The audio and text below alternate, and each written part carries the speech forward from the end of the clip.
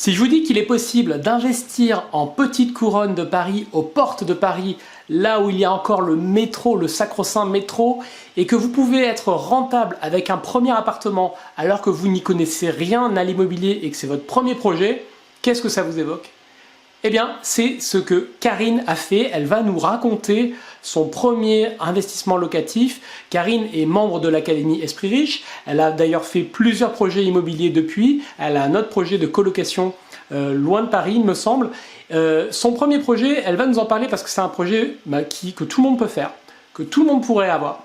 Sauf que c'est elle qui l'a fait. Elle a réussi son premier projet. Elle a un cash flow positif intéressant pour un projet en location meublée, long terme, sans trop d'ennuis au quotidien, avec un appartement neuf sur lequel il n'y aura pas trop de maintenance pendant de longues années et qui est fiscalement en plus intéressant. Elle nous raconte tout ça.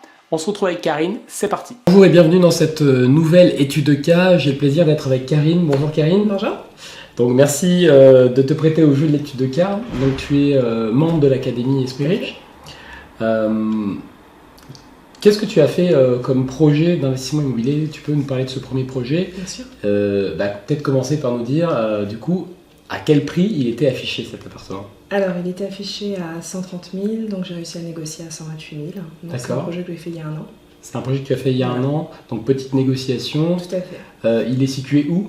Il est situé en Petite Couronne. Petite Couronne de Paris. Donc effectivement, petite négociation parce que c'est pas des marchés, marché plus très tendu. Donc c'est très difficile de négocier, donc c'est déjà une performance d'avoir réussi à le négocier. D'accord. Il fait quelle superficie? Il fait 23,12 mètres carrés. 23,12 mètres carrés. Là, les 0,12 comptent beaucoup. Exactement. D'accord. Et donc, comment tu savais du coup que à 128, c'était une offre qui était intéressante pour toi?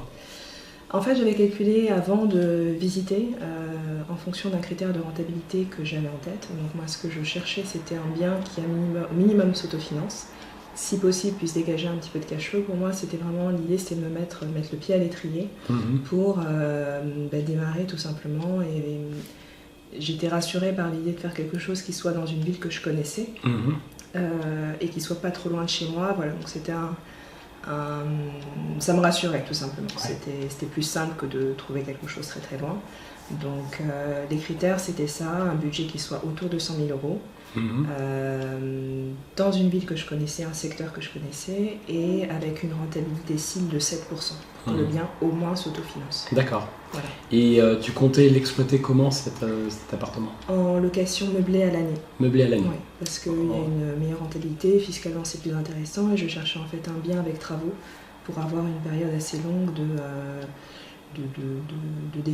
déficit foncier qui me permette de ne pas payer d'impôts pendant une période de quelques années. D'accord. D'accord, donc tu veux profiter du régime LMNP et l'amortissement des travaux et du bien. Exactement. Entendu. Quand tu fais ton offre, tu es la première à visiter ou il y a déjà d'autres personnes, comment ça se passe? Alors en fait j'ai eu un coup de chance, c'est-à-dire que quand j'ai visité, j'étais pas du tout la première, c'était un bien qui avait déjà été mis à la vente, vendu à quelqu'un et qui n'était pas allé jusqu'au bout du projet parce qu'il n'avait pas eu son financement. D'accord. Du coup l'agence le remettait à la vente. L'agence était en exclusivité sur ce bien, du coup je pense que de leur côté ils cherchaient vraiment un acheteur motivé et sérieux pour être sûr de vendre le bien et pour pas que le vendeur ouvre la vente à d'autres agences. D'accord. Alors côté travaux, tu as évoqué le point, qu'est-ce qu'il y avait à refaire dans cet appartement? Tout. Du sol au plafond, il était en très mauvais état, donc l'électricité était à refaire, toute la plomberie, recréer une cuisine, recréer une salle d'eau, refaire les fenêtres. Il était loué avant? Oui. Il était loué. Ouais. On trouve de tout. C'est la région parisienne. Hein. Exactement. Il était loué, mais dans un état très humide, très sale, très moche. D'accord. Donc toi, ça te fait pas peur, ça? Non, au contraire, j'étais très contente. J'ai trouvé ça super. Donc je me suis dit, on y va. Et non, j'étais très motivée en le voyant, même si je pense qu'il pouvait faire peur à beaucoup de gens. Ouais. Comment tu t'y prends pour évaluer le coût des travaux? Alors, j'ai fait passer lors de ma première visite, en fait j'ai vraiment eu de la chance. J'ai fait passer un entrepreneur le jour de la première visite. D'accord, donc dès le départ tu t'es arrangé pour que le gars vienne avec toi? C'est ça, parce que je je me suis dit qu'il fallait aller très très vite. En petite couronne, à Paris, c'est comme ça. Malheureusement, les biens, des fois, sont même vendus avant d'être visités, surtout sur des petites surfaces pas chères. Et donc voilà, j'ai réussi à trouver un artisan, j'en connaissais pas du tout à l'époque, donc voilà, j'ai appelé. Ouais, t'as appelé des gens. Il est disponible juste demain. T'en as trouvé un, il est venu. Exactement. Donc il te fait une évaluation du budget de travaux. C'est ça. Quelle évaluation il te donne en première vue? Il m'a donné, donc il me l'a envoyé par mail, il me l'a pas donné sur le coup, mais il m'a donné une évaluation des travaux à 25 000 euros. 25 000 euros, ouais. D'accord. Ouais, donc un peu plus de 1 000 euros du mètre carré, sachant qu'il y a tout à refaire. Tout à fait. Ça tient à peu près la route, sans rentrer plus dans les détails. On se doute que c'est pas trop loin de la vérité. D'accord. Donc il te fait un devis, et du coup, étape suivante, financement. Exactement, étape suivante, financement. Donc déjà acceptation de l'offre, parce qu'en fait j'avais fait une première offre qui était très basse, parce que j'avais fait mon petit calcul et je me suis dit on y va. De toute façon j'étais un peu débutante à l'époque, donc voilà, je me suis dit je vais demander ce que je veux et puis on verra bien. Et en fait, mon offre d'abord a été refusée. Tu avais demandé combien au départ? Alors je crois que je lui avais demandé 110 ou 112, un truc comme ça. 110, 112, ouais. Qui était vraiment très très bas. 115 je crois. Et donc du coup ça a été refusé, mais bon je me suis pas démontée, j'ai rappelé l'agence et je lui ai demandé gentiment pourquoi, je lui ai expliqué pourquoi je voulais l'acheter à ce prix-là. Et voilà, donc j'ai été très patiente avec la dame, j'ai été insistante mais polie.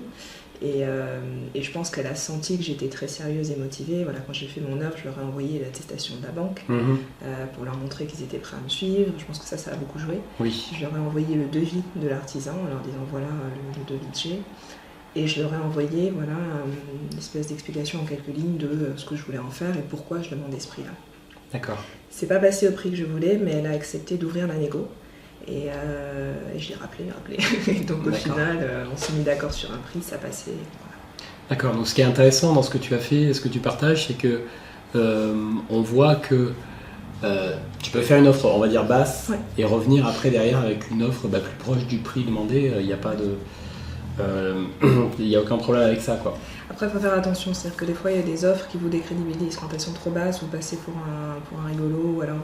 Ça dépend, voilà, c'est vraiment au cas par cas, mais il faut faire attention aux offres trop basses, parce qu'après, voilà, soit vous vexez le vendeur, ou alors il pense que vous n'êtes pas sérieux et que vous ne comprenez rien. Ouais. Voilà, donc c'est... Oui, non, mais plus je discute, à chaque fois je discute sur des cas, et je me rends compte que souvent les offres basses fonctionnent, quoi. J'ai encore moins eu le cas sur un immeuble affiché à 550 au départ et maintenant on est à 420 avec un accord. Donc première fois refusé, considéré comme indécent, une offre indécente parce que l'agent m'a écrit textuellement et finalement le vendeur a accepté. Bon. Bref, donc tu vas voir ta banque principale, c'est ça? Tout à fait. Est-ce que tu fais d'autres démarches à côté, un courtier, d'autres banques? Comment tu fais? Alors, je vais voir ma banque principale, qui en fait me fait une proposition qui ne me convenait pas. D'accord. Au niveau du taux, enfin voilà, c'était pas génial. Et c'était pas compétitif? Non. Du coup, ce que j'ai fait appel à un courtier, et là c'était une grosse déception. Parce que D'accord. Il n'y a pas que des bons, hein, donc en fait, ça dépend sur quoi il t'a déçu J'ai pris le courtier de mon entreprise en fait, et du coup, c'est un courtier qui est habitué à négocier des résidences principales. Oui. Bon, à l'époque, je n'étais pas propriétaire de ma résidence principale, et du coup, en fait, il a présenté mon dossier à 6 banques. Moi, j'étais pleine d'espoir. Je me suis dit, ça va passer, voilà, mon dossier, j'ai un salaire, je suis CDI depuis très longtemps, donc je me suis dit que j'étais un bon dossier. Mais en fait, il me dit voilà, j'ai présenté votre dossier à 6 banques, il n'y en a qu'une seule qui accepte de suivre. Donc au bout d'une semaine, il me dit ça, je tombe de ma chaise, il me dit mais comment, c'est scandaleux.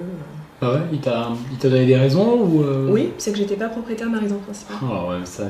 Oui, c'est ridicule parce que c'est plus une limite que lui s'était mis exactement, c'est mentalement ça, que ouais, ok. Je me suis dit il comprend rien, je vais y aller moi-même. Ouais, oui, exactement. Dans ces cas-là. Donc j'y suis allée moi-même, j'ai fait mon dossier, je suis allée contacter les banques et en fait en allant en rendez-vous moi-même pour expliquer mon projet, c'est beaucoup mieux passé. Et donc j'ai eu plusieurs accords en fait, comme quoi il était vraiment nul.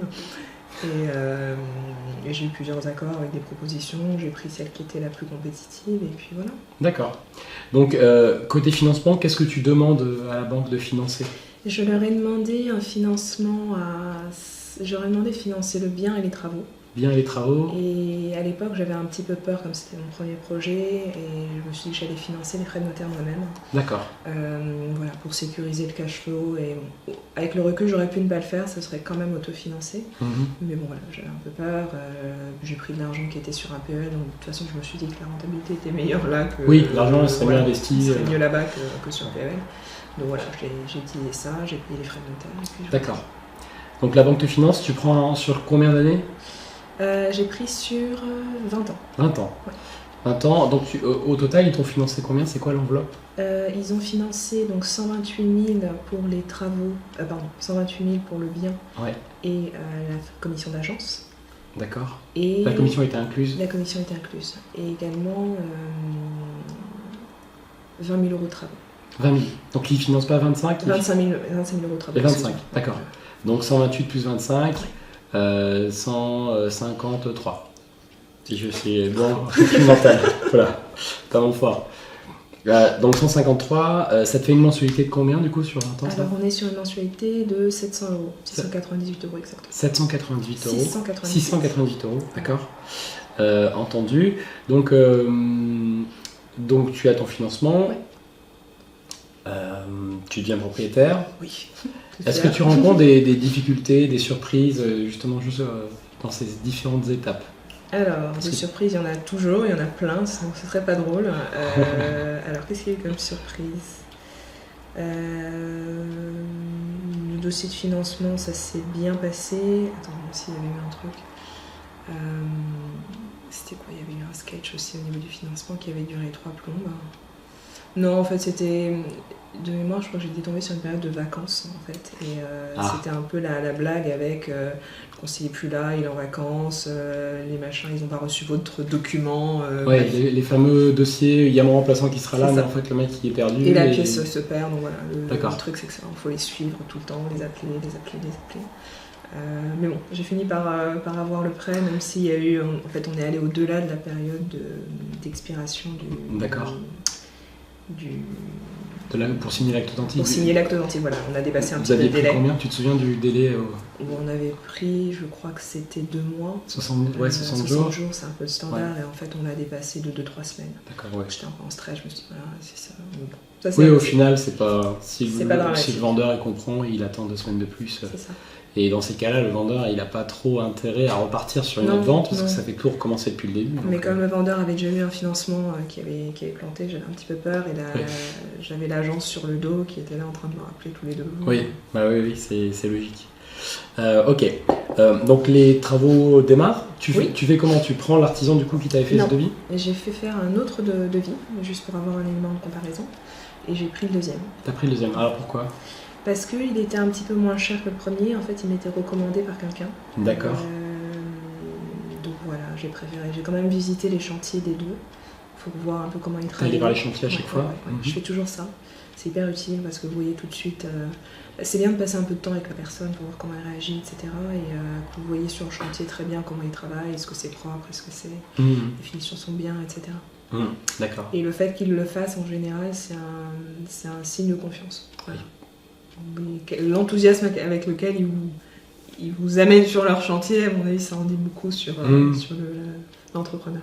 D'accord, donc tu choisis un autre entrepreneur, il te fait un devis à combien du coup, le deuxième? Il m'a fait un devis, je crois qu'on était à 23 ou 24. Ah oui, d'accord, donc très en gros, c'était le même montant.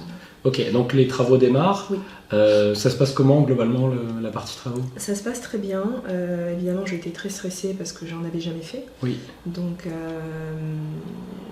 je me suis dit, bon voilà, je suis pas plus bête qu'une autre, donc je pense qu'il y a plein de gens qui font des travaux qui savent pas, qui savent pas comment ça se passe non plus. Donc, je devrais pouvoir y arriver. Du coup, je vais très régulièrement sur place. Je pose plein de questions tout le temps. Et puis voilà, ça s'est bien passé. Donc tu as suivi le chantier, tu allais quoi toutes les semaines? Alors au tous début, les 2 j'y allais jours? tous les 3 jours. Tous les 3 jours. La première semaine, après j'ai vu, bon ça va, ils ont l'air de savoir ce qu'ils font, donc je vais y aller plutôt toutes les semaines. Donc tous les samedis, j'étais là-bas. D'accord. Pour regarder comment ça avançait. Et je les appelais aussi de temps en temps pour voir comment ça se passait. Il t'avait annoncé un délai de combien pour les travaux? Il m'avait dit 1 mois. 1 mois pour? On est tombé à 6 semaines. Oh, bien. Bien. Et côté plans, est-ce que c'est toi qui fais les plans? C'est l'artisan qui te propose un aménagement et une disposition? Comment ça se passe? On a discuté ensemble de... Voilà, j'ai proposé quelque chose, il est arrivé avec ses inputs, et c'est vrai qu'en fait, c'est là aussi que c'est aussi pour ça que j'ai choisi. J'ai trouvé qu'en fait, il avait un input sur l'aménagement du bien qui était intéressant. D'accord. Voilà. Et oui, il avait de bonnes idées et ça t'a conforté en disant qu'il se projetait mieux. Et puis, d'accord. Donc, tout se passe bien, les travaux se terminent du coup. Ouais. Tu le mets en location. Tout à fait. Tu t'y prends comment pour le mettre en location? Tu le fais toi-même déjà? Je le fais moi-même. C'est important pour moi de le faire moi-même la première fois parce que je me suis dit comme ça j'allais comprendre ce que c'était. Et je suis très contente de l'avoir fait parce qu'en fait on comprend énormément de choses quand on gère soi-même le bien. Déjà la valeur du bien, comment les gens le perçoivent. Et puis la gestion au quotidien est aussi très importante parce que derrière, le jour où vous le mettez en location avec une agence, vous savez ce que vous payez et vous savez ce qu'on peut vous demander parce que vous comprenez le temps de travail que ça représente, etc. Donc voilà, donc je l'ai fait moi-même, j'ai mis une annonce sur PAP. J'ai fait des visites, donc j'ai essayé de les grouper au maximum. Avec la file d'attente typiquement non, parisienne? Non, j'ai pas fait ça, parce que j'ai pris des rendez-vous. En fait, j'ai fait vraiment ça de manière à ce que ce ne soit pas chronophage pour moi, parce que je travaille. Donc j'ai fait une première annonce avec un premier contact par mail. D'accord. Et ce qui me permettrait de filtrer en fait, les candidatures, un peu les fantaisistes, les gens qui avaient un dossier qui était complètement à côté de la plaque. Voilà, donc je filtrais ça par mail d'abord. Et ensuite, je rappelais les personnes pour prendre rendez-vous. D'accord. Et alors, tu le mets à quel loyer? Alors, je l'ai mis sur un loyer de 920 € hors charge. 920 € hors charge. Donc, j'ai mis un forfait de charge dessus. Et du coup, voilà, donc c'est un appartement qui est divisé en 2 pièces, qui est complètement meublé. D'accord. Les meubles, excuse-moi, du coup c'est pareil, tu les finances sur fonds propres? Tout à fait. Ok, tu équipes l'appartement. Tu l'équipes comment du coup? Tu fais une chambre avec un petit lit? C'est ça. Chambre, lit, dressing avec une penderie toute la longueur du mur qui est très pratique. Tu mets une machine à laver? Machine à laver, bureau, canapé lit, une salle de bain, voilà, avec une douche vitrée, tout nécessaire. Et donc une cuisine équipée qui est ouverte et complètement équipée avec une machine à laver, four et tout. Ouais, donc tout le confort dans 23 mètres carrés. Exactement. Donc tu trouves tes premiers locataires? Tout à fait. Et comment ça se passe du coup une fois qu'ils rentrent dans les lieux? Ça se passe très bien, c'était un peu stressant de faire rentrer quelqu'un dans son premier bien, comme ça je me suis dit, évidemment il y a le stress de est-ce qu'il va me payer? Oui. Est-ce que je ne me suis pas trompée? C'est ça. Mais non, ça s'est bien passé, j'ai pris un locataire qui avait des garants. C'était une étudiante qui avait son père qui était garant, qui était directeur de banque, donc ça s'est bien passé. Donc voilà, sans histoire. Sans histoire. Ouais. Et depuis, c'est toujours loué à la même personne? Non, je l'ai changé depuis parce que la personne donc, a eu un contexte familial particulier qui a fait qu'elle a dû partir. Et du coup, j'ai reloué le bien, donc j'ai fait un tas d'élus d'entrée et de sortie le même jour. Donc voilà, c'est un bien en fait qui est très bien situé, il est proche du métro, il est très joli, il est très confortable, donc c'est très facile à louer. D'accord. Et voilà. Donc tu disais donc tu as 700 € de mensualité, tu loues 920, donc tu as déjà 220 € de cash flow, on va dire. En net, il est à 160. Ouais, brut et net, parce que tu as un peu plus de charges que le forfait, plus la taxe foncière, une assurance PNO, des petites choses comme ça. Exactement. Donc 160 € net. Voilà. Donc c'est pas mal pour un bien en petite couronne de Paris. Ouais, c'est très bien. Un premier investissement. Tout à fait. Donc bravo, parce Merci. que c'est pas mal du tout. La rentabilité, elle est à 6,5-7% à peu près. Ouais. Et donc ouais, j'étais très contente, très fière de moi quand je l'ai fait. Je me suis dit, bon, voilà. Et donc du coup, tu as recommencé. Ouais, c'est. Tu as recommencé ce que tu partageais dans le groupe. Ouais, c'est ça. Et donc, c'est quoi le deuxième projet? On va peut-être en parler de manière plus synthétique que le premier, mais tu peux nous en parler? Alors, le deuxième projet, en fait, je me suis dit que j'avais envie de faire quelque chose qui génère un cash flow un petit peu plus important. Donc je suis partie initialement dans l'idée d'acheter un immeuble, donc plutôt en province, parce que les rentabilités en région parisienne sont très difficiles à trouver. J'ai beaucoup cherché, Et donc du coup je suis allée en province, je suis allée au Havre. Je suis partie sur un projet de division d'un appartement en 2 studios. Donc voilà, c'était pas ce que j'étais venue chercher, mais je suis tombée dessus, c'était très bien. Donc je me suis lancée là-dessus. Premier investissement à distance, première division. Donc j'ai trouvé un artisan sur place. J'ai géré les travaux à distance en me rendant sur place régulièrement. Et donc je viens de terminer le chantier avant-hier. Avant-hier, voilà, d'accord. la mise en location, j'espère, se fera dans les jours qui viennent. Ouais. Mais là aussi, voilà, donc 2 studios meublés complètement. Dans les très grandes lignes, on est sur un budget moins important, mais un cash flow qui est à peu près équivalent. Je vise, donc là, le budget global, il est de 68 000 euros. Pour l'ensemble du projet. Tout. Donc c'est vrai, c'est un petit budget, donc c'est pour ça. avoir 2 appartements. Ouais, c'est plutôt pas mal. Ouais, c'est pas mal. Donc voilà, c'est tout, donc 68 000 pour le bien, les frais d'agence, les frais de notaire, les travaux à 12 500, 15 000 on va dire, si on rajoute la cuisine, 15 000 euros pour les travaux. Et le reste en meubles, là pour le coup par contre j'ai financé uniquement les meubles.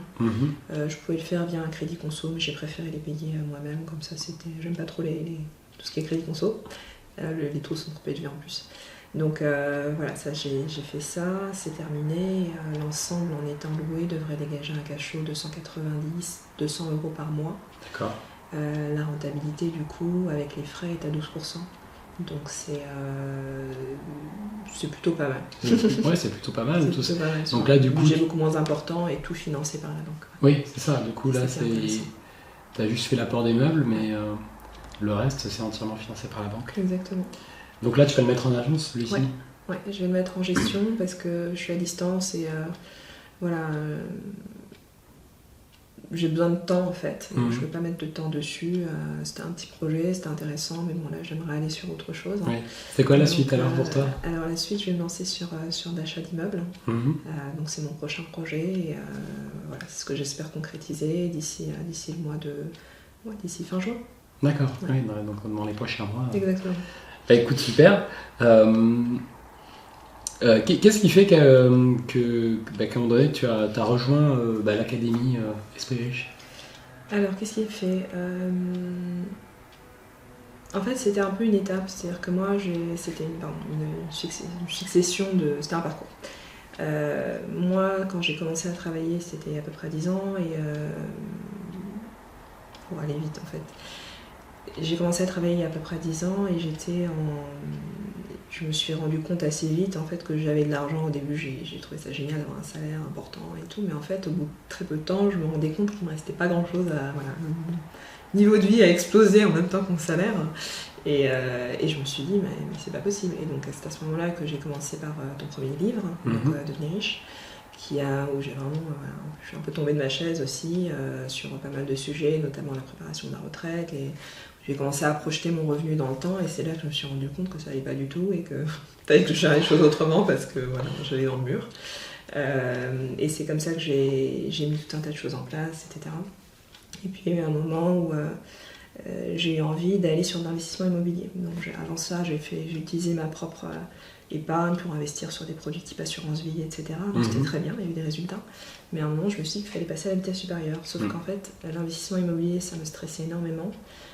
Et j'avais besoin de quelque chose d'un peu structurant, d'un peu global pour vraiment comprendre où je mettais les pieds parce que je ne savais pas par quel bout prendre le truc. D'accord. Je voyais des annonces, mais je comprenais rien. D'où l'Académie Esprit Riche, et comme effectivement je suivais ton blog et j'avais lu ton livre, j'en étais très contente et il y a eu des résultats. Et c'est comme ça que du coup, je me suis inscrite à l'Académie, j'ai beaucoup hésité, comme tout le monde je pense. Qu'est-ce qui t'a fait hésiter alors? En fait, c'est... Au début, je me suis dit, est-ce que ça va marcher? Je me suis dit, bon, voilà, je vais mettre... À l'époque, je sais plus combien j'ai payé, 900 et quelques euros. Je me suis dit, est-ce que ça va marcher? Est-ce que je vais pas...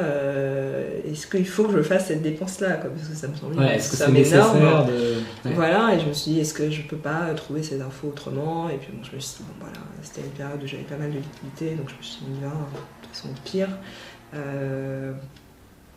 Pire rien, hein, de toute façon c'est que de l'argent donc c'est pas dramatique. Et en fait j'ai pas été déçue du tout, au contraire j'étais vraiment très très contente, j'ai appris 1 milliard de choses et finalement l'investissement m'a semblé assez dérisoire parce que finalement, je pense que les gens te disent assez souvent ça, on le rembourse très vite, ne serait-ce que là, voilà, le premier investissement immobilier, on économise sur les erreurs, et puis voilà, c'est rentabilisé on a 4 mains de doigts. D'accord. Et quel est le truc numéro 1 que tu as trouvé, on va dire, le plus intéressant, le plus aidant pour toi dans l'académie? Alors, moi je vais citer trois choses, si tu m'en demandes une, c'est pas grave. C'est pas grave, allons-y. Le premier point en fait c'est sur la partie... en fait, t'insistes beaucoup sur le fait de voir en fait l'argent comme un système. Et dans l'introduction de l'académie, il y a pas mal de parties sur comment organiser son argent, comment le planifier. Et c'est ça en fait que j'ai trouvé très intéressant, de prendre un peu du recul sur ce sujet-là pour avoir une vision globale et être capable de le projeter dans le temps. Et moi c'est ça en fait qui m'a vraiment aidée et je pense qu'intellectuellement ça libère beaucoup. Voilà, ça ouvre vraiment de nouvelles perspectives et moi je dirais que c'est vraiment ça qui m'a aidée, que j'ai trouvé qui m'a apporté plus de valeur. Après, d'un point de vue plus concret, il y avait la partie sur l'investissement immobilier, avec tout le détail vraiment pas à pas de comment on fait, qu'est-ce qu'on calcule, comment on calcule. Et un truc que j'ai énormément utilisé, c'est le simulateur effectivement d'achat, où on voit vraiment tous les frais et où on voit si le projet est intéressant et en ligne avec les objectifs qu'on a. D'accord. Quelle relation t'avais toi avec l'argent de manière générale? Quelle vision t'en avais? Tu pensais... voilà, c'est pas grave, discrètement. Quelle relation tu avais toi avec l'argent avant de rejoindre l'académie? Tu le voyais comment? Oula. Dans ta famille, est-ce qu'on en parle? Comment on en parle? Investir, est-ce que tu étais entouré d'investisseurs? Non, moi j'étais pas du tout entourée d'investisseurs. Moi c'est un sujet qui m'a toujours intéressée en fait depuis très petite. C'est un sujet qui m'intéresse. Enfin, c'est un sujet qui m'a toujours intéressée intellectuellement. Voilà, j'ai épargné très tôt. J'avais une sensibilité à ce sujet-là. Maintenant dans ma famille, on n'est pas du tout. J'étais pas du tout entourée d'investisseurs immobiliers. La première fois que je l'ai fait, que j'ai parlé de mon compromis qui venait d'être signé, les réactions étaient super bizarres, il y a eu beaucoup de peur, beaucoup de... Ah, et les gens ne comprenaient pas? Oui, non. Et bien, si tu veux, quand tu achètes un bien, la première fois, il y a des gens à qui ça fait peur, et en fait, il y a beaucoup de, comme tu sais, de tabous qui sont liés à l'argent, beaucoup de croyances négatives, et quand on achète un bien, ça perturbe aussi la vision que les gens ont de vous, la place que vous êtes censé avoir aussi par rapport à votre entourage. Donc il y avait un truc à franchir la première fois. T'as fait face à des remarques, des commentaires, des... Mais après les gens s'habituent. Donc les gens s'habituent. Ils s'habituent et après ça a tendance plutôt à leur donner une inspiration plutôt positive finalement, parce qu'ils voient que ça marche, parce qu'il y a beaucoup de gens qui sont incrédules par rapport à ça, et ils voient que ça marche et que c'est des gens à côté, des gens qui connaissent, des gens normaux qui font ça, et du coup ça les stimule un peu. Ouais, ça a eu des effets autour de toi positifs. Bon excellent. Est-ce qu'il y a autre chose que tu veux ajouter? Non, écoute, moi, comme beaucoup de gens, le seul regret que j'ai eu, c'est de ne pas l'avoir fait plus tôt. J'aurais dû m'y mettre très vite dès que j'ai commencé à travailler, parce qu'effectivement, surtout sur la partie investissement immobilier, ça prend du temps, mais de manière générale, en matière d'argent, le temps c'est le meilleur allié, quoi, en fait. Quand on prend les bonnes décisions, c'est exponentiel. Et il faut juste démarrer le plus tôt possible pour que ça roule dans le bon sens et justement que ça roule pas dans le mauvais sens. Donc il faut le faire vite, faut s'y mettre très tôt, faut commencer à s'y intéresser très tôt. Donc mon seul regret c'est de ne pas l'avoir fait plus tôt, et moi j'encourage surtout les gens à le faire rapidement. Et je suis très contente parce que j'étais allée au séminaire l'année dernière et c'est vrai qu'il y avait plein de gens qui étaient super jeunes, qui étaient dans leur petite vingtaine, en fait, il y en avait quand même pas mal. Oui. Et je trouve ça super que les gens s'y intéressent de plus en plus tôt. Oui, il y en a de plus en plus. Ouais. Donc effectivement, excellent conseil. Ouais. Plus on démarre tôt, plus on apprend, plus on peut avoir de meilleurs résultats, plus c'est remboursé tôt. C'est gagnant sur toute la ligne, quoi. Exact. Entendu. Bah écoute, merci beaucoup merci Karine à toi. pour ton partage. Et puis on reste en contact pour voir ton évolution et tes nouveaux projets. Merci. Merci. Alors vous avez vu que le premier projet de Karine, c'est d'avoir investi dans un 23 mètres carrés, qu'elle a négocié 128 000 €. Donc elle a réussi à avoir son prêt qui incluait les travaux plus le prix du bien. Donc le budget total financé, 153 000 €. Elle a mis en apport les frais de notaire. Elle a dit qu'après coup, évidemment, elle aurait pu peut-être ne pas les mettre. Elle a du coup un financement sur 20 ans qui lui coûte 700 € par mois. L'appartement est loué 920 € par mois hors charge. Donc ça lui fait un cash flow brut de 220 € par mois et un cash flow net d'impôt de 160 € par mois pour son premier projet d'investissement. Donc on voit qu'il est possible d'investir en petite couronne de Paris et d'être malgré tout rentable quand vous savez exactement ce que vous faites. Donc voilà pour cette étude de cas. Si vous voulez en savoir plus, je vous mettrai en description sous la vidéo, si vous êtes sur YouTube, eh bien, le lien si vous voulez en savoir plus sur l'Académie Esprit Riche et rejoindre Karine et l'ensemble des membres de la communauté. Merci d'avoir regardé cette vidéo et je vous retrouve à très bientôt pour de nouvelles études de cas. Salut!